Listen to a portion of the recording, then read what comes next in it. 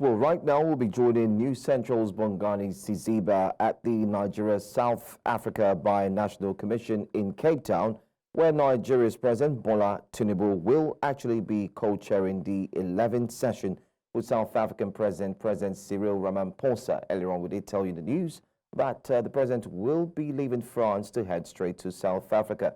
Bongani Siziba, you can hear me. Good morning to you. Yes, good morning, Joy, and also good morning to our viewers. The meeting is happening in Cape Town, and anytime, any minute from now, the ministers will be coming in, and the meeting will be starting. We know that Nigeria and South Africa are two big economies in Africa, but let me just bring in the DECO spokesperson just to tell us more about this meeting.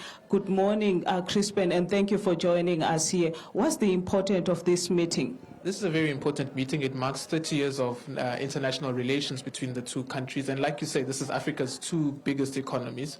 We have 34 agreements in place over the period of 30 years. And so we would be looking at this meeting to see how far those agreements have been implemented. But we also know that there is also strong bilateral trade between the countries. A number of South African companies are engaged in Nigeria, but there's also strong people-to-people relations with people of Nigeria, where we exchange a lot of cultural exchanges, and so this meeting would look at how we can strengthen those, but also address areas of mutual concern amongst the two countries. And this meeting comes at the height of South Africa taking over the G20 president.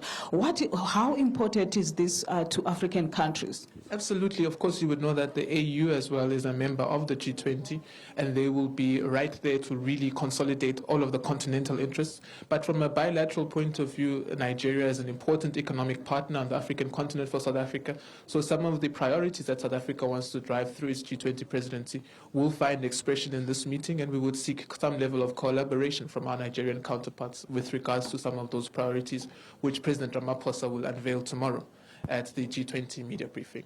And talking about tomorrow's event, where the President of Nigeria and South Africa will be having a meeting, can you take us through what some of the topics that they are going to cover, or what they are going to talk about? Areas of collaboration in the continent where there are concerns, but also the people-to-people issues. We know that there are issues of mutual interest to both countries, but also issues of mutual concern to both countries.